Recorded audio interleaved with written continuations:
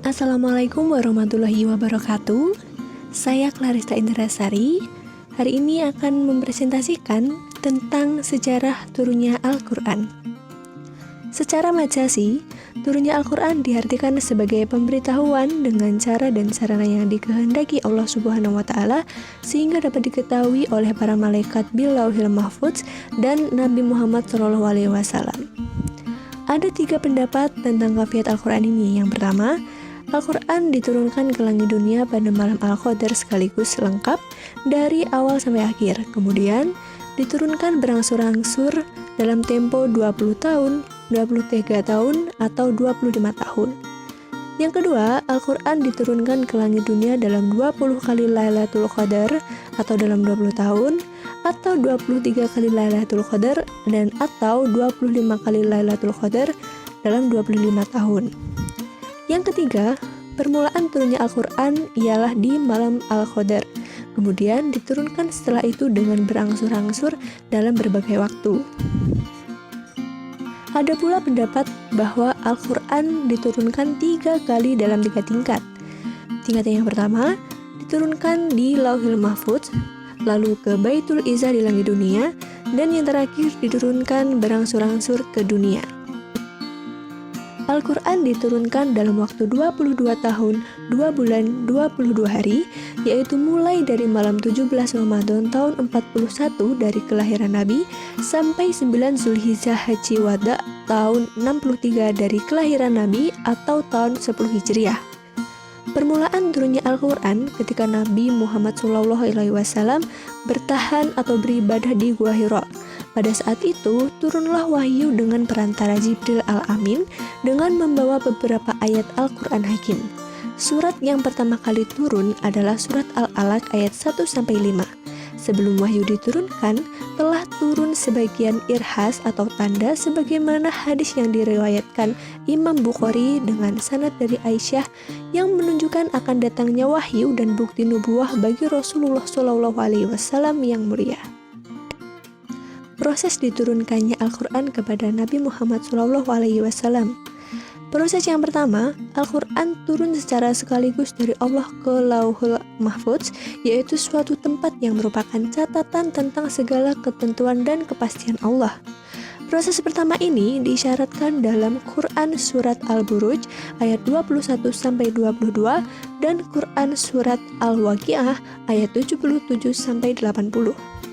Proses yang kedua, Al-Quran diturunkan dari Lauhul Mahfudz ke Bait Al-Izzah, yaitu tempat yang berada di langit dunia, diisyaratkan dalam Quran Surat Al-Qadar ayat 1 dan pada Quran Surat Ad-Duha ayat 3.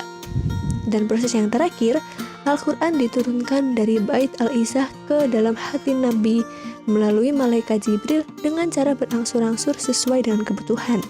Ada kalanya suatu ayat, 2 ayat, bahkan kadang-kadang 1 surat. Diisyaratkan dalam surat Asy-Syura ayat 193-195. Cara-cara diturunkannya Al-Quran. Al-Quran diturunkan secara bertahap. Dari pemeriksaan yang lengkap, Al-Quran diturunkan berdasarkan keperluan. 5 ayat, 10 ayat, kadang lebih, dan kadang hanya setengah ayat. Ayat-ayat yang 10 ayat turunnya ialah ayat-ayat yang mengisahkan tentang tuduhan terhadap Aisyah dalam surat An-Nur dan ayat-ayat yang di permulaan surah Al-Mu'minun. Kata An-Nakhrawi dalam kitab Al-Waqaf, Al-Quran diturunkan secara bercerai-cerai. Diriwayatkan oleh Baihaqi dari Khalid bin Dinar, Abdul Aliyah berkata, "Pelajarilah Al-Quran 5 ayat 5 ayat. Karena Nabi menerimanya dari Jibril 5 ayat 5 ayat. Sesudah Nabi menghafalnya, barulah disampaikan ayat-ayat yang lain." Kata setengah ulama mengenai ayat-ayat Al-Quran, ada yang diturunkan bercerai-cerai, ada yang diturunkan secara berkumpul-kumpul. Contoh dalam surat-surat pendek, Iqra bismi rabbika. Pada permulaan diturunkannya hanya sampai kepada ma'lam ya'lam.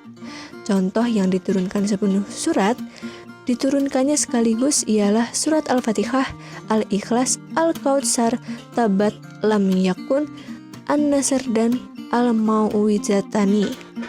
Di antara surat yang panjang yang diturunkan sekaligus ialah surat Al-Mursalat. Selanjutnya adalah hikmah Al-Quran diturunkan berangsur-angsur. Yang pertama, meneguhkan hati Rasulullah SAW. Yang kedua, untuk memudahkan Nabi SAW dalam menghafal lafaz Al-Quran. Yang ketiga, agar mudah dimengerti dan dilaksanakan segala isinya oleh umat Islam. Selanjutnya, di antara ayat-ayat Al-Quran, menurut ulama ada yang nasik dan ada juga yang mansukh sesuai dengan kemaslahatan. Yang kelima, untuk meneguhkan dan menghibur hati umat Islam yang hidup semasa dengan Nabi. Yang keenam, untuk memberi kesempatan sebaik-baiknya kepada umat Islam untuk meninggalkan sikap mental atau tradisi-tradisi jahiliyah yang negatif pada masa itu. Yang ketujuh, mengandung kemukjizatan tersendiri. Yang kedelapan, untuk membuktikan bahwa Al-Quran benar-benar kalam Allah, bukan kalam Muhammad. Baik, saya kira itu yang dapat saya sampaikan. Semoga bermanfaat bagi kita semua, dan apabila ada kurangnya, saya secara pribadi memohon maaf. Akhir kata, wassalamualaikum warahmatullahi wabarakatuh.